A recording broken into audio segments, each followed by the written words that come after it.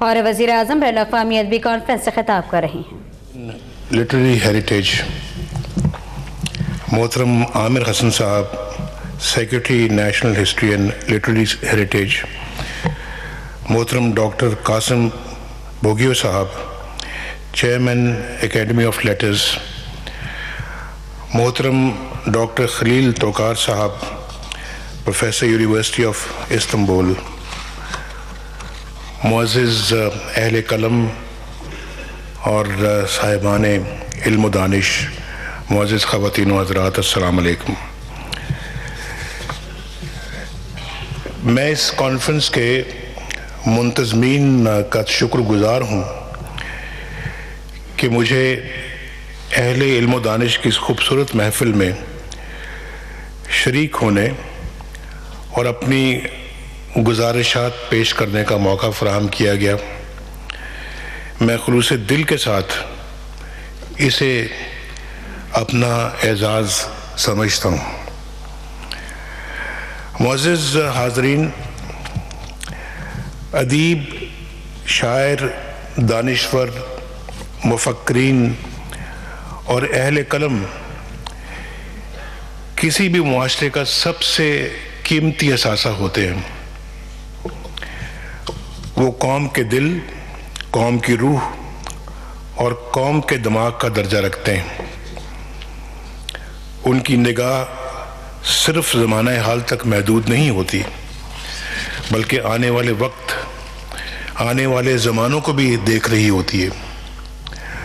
ان کا دل انسانوں کے دکھ، درد اور احساسات کو محسوس کرتا ہے۔ ان کی زبان لاکھوں کروڑوں انسانوں کی ترجمانی کرتی ہے۔ ان کی سوچ معاشرے کے ہر طبقے کو زندگی کا شعور عطا کرتی ہے۔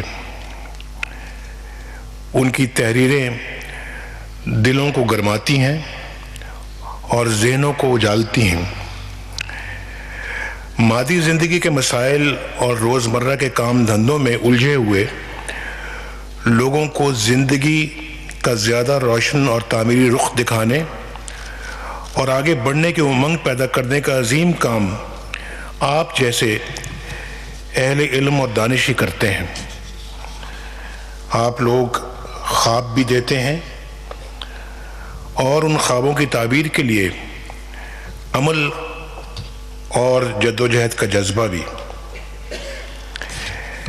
میں پورے یقین کے ساتھ کہہ سکتا ہوں خواتین و حضرات کہ دنیا جتنی بڑی تبدیلیوں سے اور انقلابات سے گزر رہی ہے اور گزری ہے، اور انسان جتنی بھی بلندیوں تک پہنچا ہے، ان سب کے پیچھے علم اور صاحبان علم کا کردار رہا ہے۔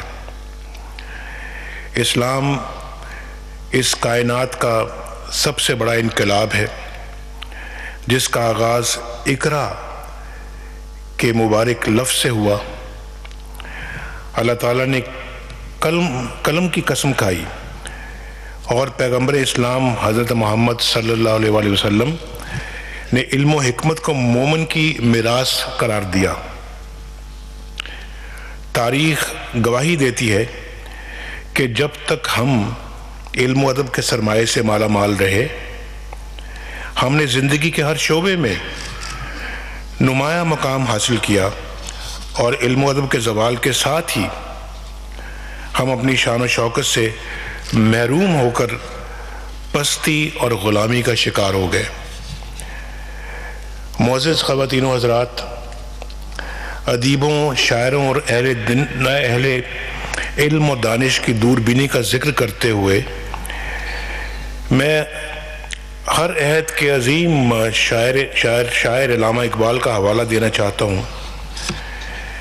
علامہ کی شاعری نے نہ صرف جنوبی ایشیا بلکہ دنیا بھر کی اقوام کو خودی اور عمل کا درس دیا، ایمان اور یقین کا درس دیا، آزادی اور جدوجہد کا درس دیا۔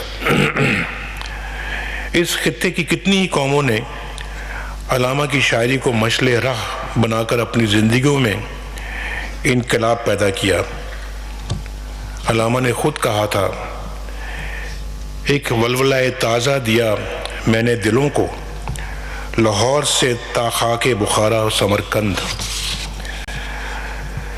علامہ کی بصیرت کا اندازہ اس بات سے لگائیے کہ انہوں نے قرارداد پاکستان سے 10 سال اور قیام پاکستان سے 17 سال قبل 1930 کے خطبہ الہ آباد میں موجودہ پاکستان پر مشتمل ایک آزاد مسلم ریاست کا واضح خاکہ پیش کر دیا تھا. مخالفین نے اسے شاعر کا خواب کہا، لیکن قائد اعظم محمد علی جناح کی عظیم قیادت نے اس خواب کو تعبیر کی شکل دے کر جنوبی ایشیا کی تاریخ بھی بدل ڈالی اور جغرافیہ بھی. معزز حاضرین، شاعر، ادیب، فنکار اور اہل علم و دانش محبتوں کے سفیر ہوتے ہیں. وہ درد بانٹتے اور دلوں کو جوڑتے ہیں. وہ انسانیت کی اعلیٰ قدروں کی نشو و نما کرتے ہیں. وہ نفرتیں مٹاتے اور دوریاں کم کرتے ہیں.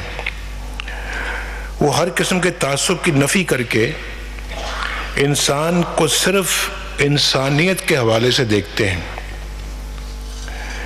میں سمجھتا ہوں کہ جن معاشروں میں شعر و ادب کے پھول کھل رہے ہوں وہاں انتہا پسندی، عدم برداشت، نا اتفاقی، تعصب اور فرقہ پرستی جیسی بیماریاں پیدا نہیں ہوتی.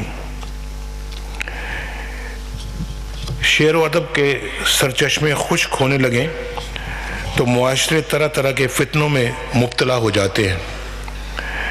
مجھے یقین ہے کہ زبان، ادب اور معاشرہ کے اہم موضوع پر منعقد ہونے والی یہ کانفرنس اس نقطے پر ضرور غور کرے گی کہ کس طرح علمی اور ادبی سرگرمیوں کو فروغ دے کر انتہا پسندی اور عدم برداشت جیسے رویوں پر قابو پایا جا سکتا ہے. آپ حساس دل رکھنے والی شخصیات ہیں. آپ سے زیادہ کون محسوس کر سکتا ہے کہ گزشتہ 15 سال سے جاری دہشت گردی نے وطن عزیز کو کس صورتحال سے دوچار کر دیا تھا.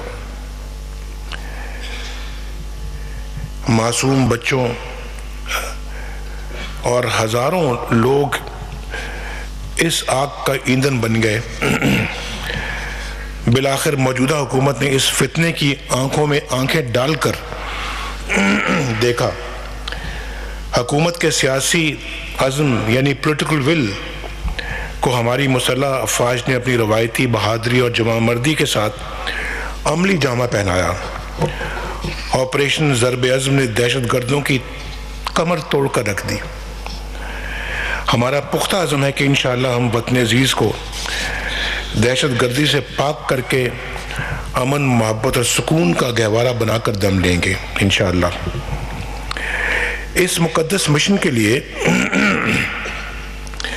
معاشرے کے ہر طبقے خصوصاً میڈیا کا کردار نہایت اہم ہے.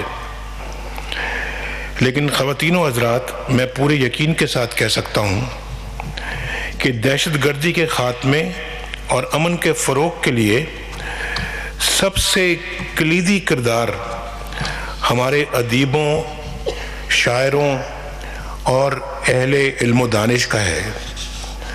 میں سمجھتا ہوں کہ آپریشن ضرب عزم کے ساتھ ساتھ آپ کی رہنمائی میں آپریشن ضرب قلم کی بھی شدید ضرورت ہے.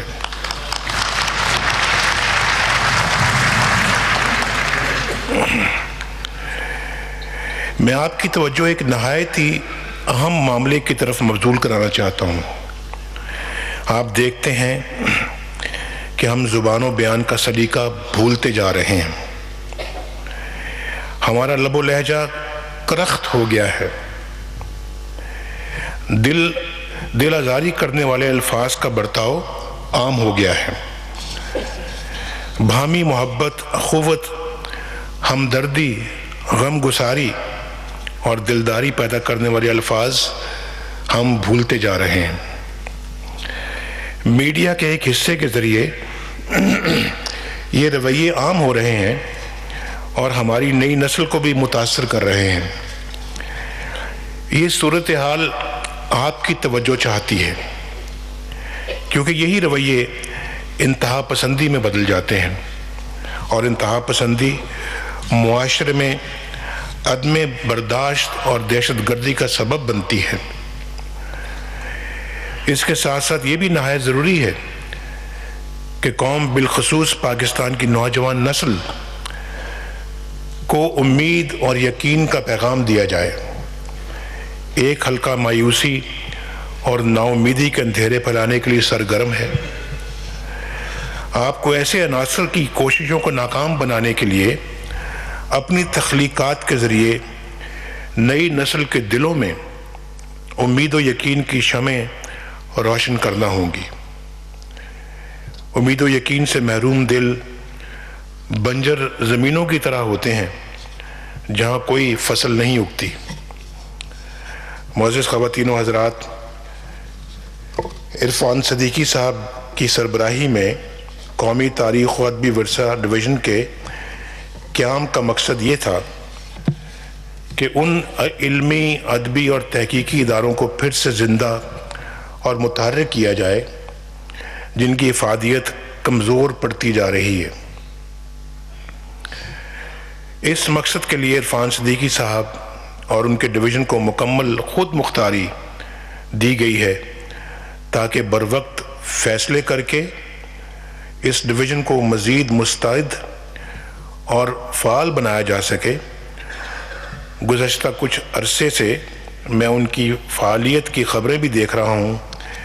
میری خواہش ہے کہ قومی تاریخ و ادبی ورثہ کو نہ صرف محفوظ کیا جائے بلکہ اسے نئی نسل تک منتقل کرنے کے لیے بھی ٹھوس منصوبہ بندی کی جائے۔ اس مقصد کے لیے موضوعاتی کتب لکھوانے اور خصوصی ٹی وی پروگرام شروع کرنے کے ساتھ ساتھ جدید انفارمیشن ٹیکنالوجی سے بھی بھرپور مدد لی جائے۔ اپنی تاریخ اور ادبی میراث سے کٹ جانے والی قوم اس درخت کی طرح سے ہوتی ہے جس کی جڑیں کمزور پڑ جائیں۔ عرفان صدیقی صاحب نے مجھ سے ذکر کیا تھا کہ علمی و ادبی سرگرمیوں کے فروغ اور اہل علم و دانش کی قدر افزائی کے لیے انہیں فنڈز کی قلت کا سامنا رہتا ہے۔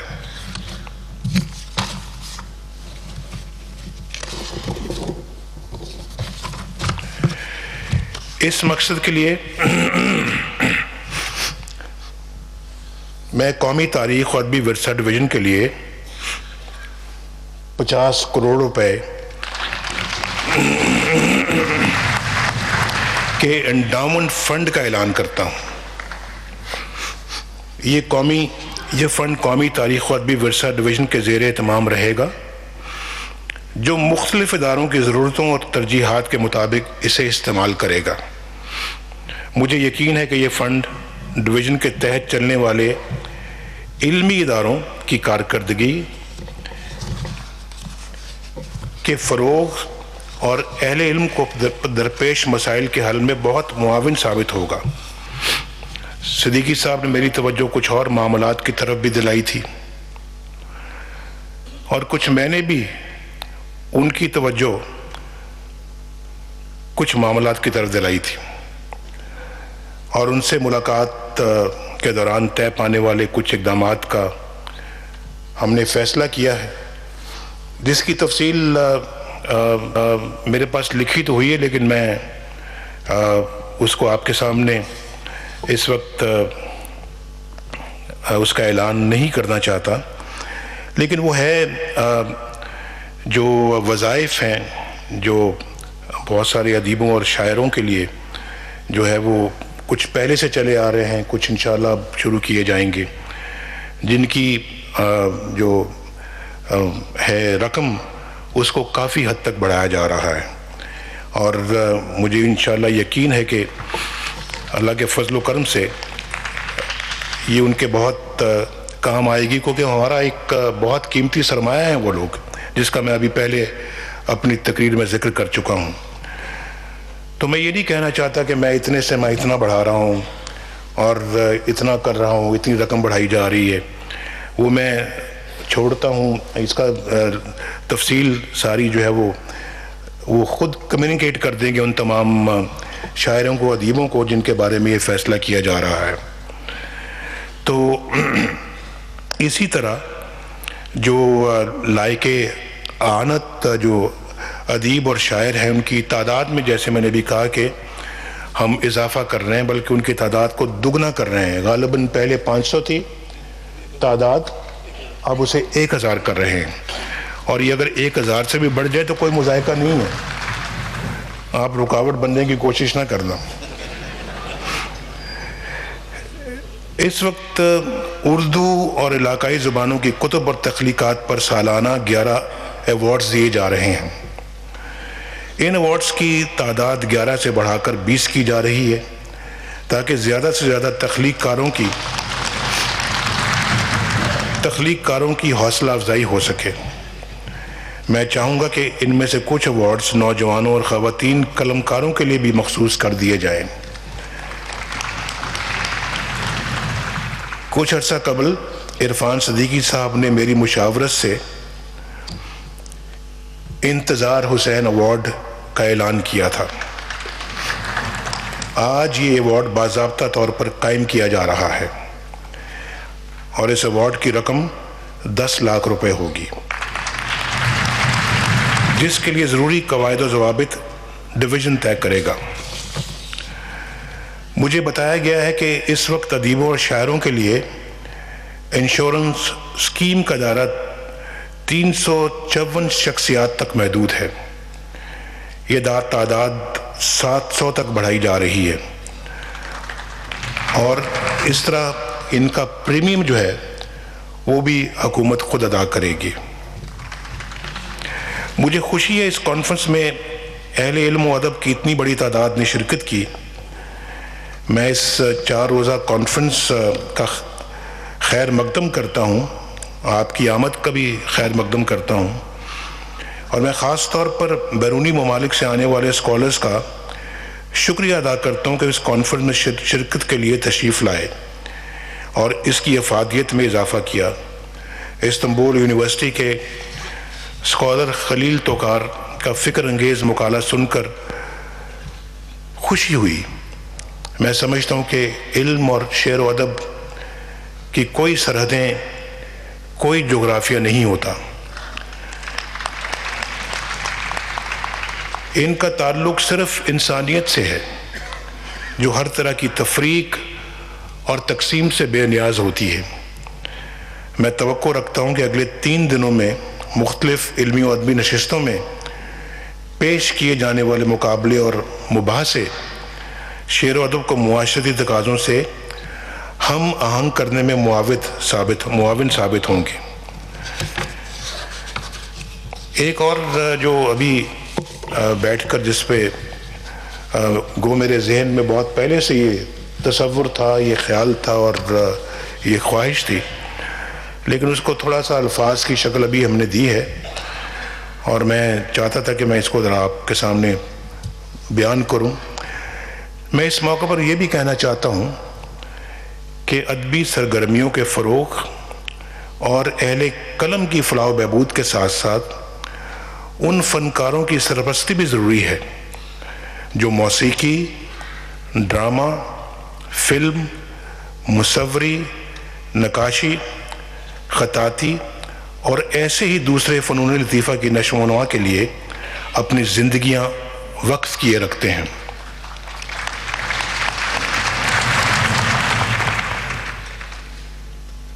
ان کا فن کروڑوں لوگوں کے لیے تفریح، تسکین اور آسودگی کا سبب بنتا ہے، لیکن میں نے دیکھا ہے کہ عمر کے ایک خاص حصے میں جا کر وہ طرح طرح کے مسائل کا شکار ہو جاتے ہیں، حتیٰ کہ ان کے پاس کئی دفعہ اپنا علاج کرانے کے لیے بھی وسائل نہیں ہوتے. فنکاروں کی یہ ناقدری ہر اعتبار سے افسوسناک ہے. میں عرفان صدیقی صاحب سے یہ کہوں گا کہ اس مقصد کے لیے تمام سٹیک ہولڈرز پر مشتمل ایک کمیٹی قائم کریں اور 1 ماہ کے اندر مجھے جامع رپورٹ دیں کہ ہم فنکاروں کی فلاح و بہبود کے لیے کس طرح ایک جامع نظام تشکیل دے سکتے ہیں۔ صرف ان کی اپنی جو ہے وہ اس میں فلاح و بہبود ان کی ذات کی حد تک محدود نہیں ہونا چاہیے، بلکہ جو ایسے ادارے قائم کرتے ہیں ان اداروں کی بھی بھرپور قسم کی معاونت ہونی چاہیے تاکہ یہ سلسلہ آگے چلتا رہے۔ جو صدیوں سے چلا آ رہا ہے اس میں کوئی تعطل پیدا نہ ہو اور یہ آگے بڑھتا رہے تاکہ فن جو ہے یہ پھیلتا رہے۔ اور بہت سارے ایسے ادارے بند ہو چکے ہیں، بہت سارے اچھے نامی گرامی لوگ جب اس دنیا سے کوچ کر جاتے ہیں تو پھر اس کے بعد ان کا فن بھی جو ہے وہ رخصت ہو جاتا ہے ان کے ساتھ۔ تو میرا یہ خیال ہے کہ یہ چلتے رہنا چاہیے اور ایسے لوگوں کی بھی معاونت بھرپور ہونی چاہیے اور ایسے اداروں کی بھی بھرپور معاونت ہونی چاہیے جو وہ کھولتے ہیں، اس میں اپنا ذاتی سرمایہ لگاتے ہیں، لیکن وہ پھر ان کی زندگی تک ہی قائم رہتا ہے اور چلتا ہے، اس کے بعد بند ہو جاتا ہے۔ تو میرا خیال ہے کہ حکومت کو ان کے آنے والی نسلوں کے لیے جو کہ ان کے فن کو سیکھتی ہیں، ان کے جو بچے ہیں یا ان کے جو شاگرد ہیں جو ان کے ساتھ زندگی میں کام کرتے ہیں، وہ پھر سیکھتے ہیں، تو لہٰذا وہ اس فن کو آگے پروموٹ کرنے کے لیے، اس کو فروغ دینے کے لیے ان کی بھرپور معاونت ہونی چاہیے۔ اور میں ایسے کئی فنکاروں کو جانتا ہوں، خود ذاتی طور پہ جانتا ہوں، جو بہت اچھا مثلا وائلن بجاتے ہیں۔ اتنا خوبصورت وائلن شاید میں نے کبھی سنا ہو یا کبھی ٹی وی پہ دیکھا ہو یا کبھی اس کے کوئی سی ڈی میں نے سنی ہو یا اس کا کو میں نے آڈیو ٹیپ کے اوپر یا کسی کیسٹ کے اوپر سنا ہو، اور وہ آج بھی بجاتے ہیں، لیکن ان کا حال بہت پتلا ہوتا ہے۔ ابھی بھی غربت کے اندر وہ رہتے ہیں اور کسی کے سامنے ہاتھ نہیں پھیلاتے۔ ہمیں خود ان تک پہنچنا چاہیے اور خود پہنچ کر ہمیں ان کی مدد کرنی چاہیے۔ میں ایک بار پھر اکیڈمی ادبیات کے منتظمین کا شکریہ ادا کرتا ہوں اور عرفان صدیقی صاحب کو یقین دلاتا ہوں کہ وہ قومی تاریخ و ادبی ورثہ کے فروغ اور اہل قلم کی پذیرائی کے لیے جو اقدامات بھی تجویز دیں گے، حکومت ان کی ہر ممکن مدد کرے گی انشاءاللہ۔ اور یہ جو ابھی آپ دیکھیے، آپ پورا اپنا بجٹ بنائیں، ان سب لوگوں کو آپ جو جتنے بھی ہیں پاکستان میں، چاہے وہ گلگت سے لے کے تو گوادر تک اور پھر کراچی سے لے کے پشاور تک، ان سب لوگوں کی فہرست بنائیں اور جن کی کہ معاونت کرنا، جن کی مدد کرنا از حد ضروری ہے۔ اور ملک کی ثقافت اور ہماری جو ایک ادبی جو بیک گراؤنڈ ہے، جو پاکستان کے جو آرٹسٹ ہیں، جو پاکستان کے اندر مختلف ایسے شعبوں، ثقافت کے شعبوں سے جن کا تعلق ہے، فہرست بنائیں اور اس کے بعد آپ اپنا ان کی بھرپور معاونت کریں۔ اور اس کے لیے میں آپ کو یقین دلاتا ہوں کہ اگر یہ 50 کروڑ بھی کم ہے تو میں انشاءاللہ مزید آپ کو 50 کروڑ دینے کے لیے تیار ہوں اس کام کے لیے۔ آپ سب کا بہت بہت شکریہ۔ پاکستان پائندہ باد۔ وزیر اعظم پاکستان بین الاقوامی ادبی کانفرنس سے خطاب کر رہے تھے۔ وزیر اعظم نے قومی ورثہ اور ادبی ڈویژن کے لیے 50 کروڑ کے فنڈ کی منظوری دے دی ہے، جبکہ ایوارڈز کی تعداد کو بھی 11 سے بڑھا کر 20 کر دیا ہے، جس میں خواتین اور نوجوانوں کی تعداد بڑھانے کا اشارہ دیا ہے، جبکہ انتظار حسین ایوارڈ کا بھی اعلان کیا گیا اور اس کی انعامی رقم کو 10 لاکھ روپے کا اعلان کیا گیا۔ آپ کو بتا دیں کہ وزیر اعظم کا کہنا یہ تھا کہ جب تک علم و ادب سے لگن رہی، مسلمان سرخرو رہے ہیں، ادیب، شاعر، دانشور اور اہل قلم کسی بھی معاشرے کے لیے قیمتی اثاثہ ہیں۔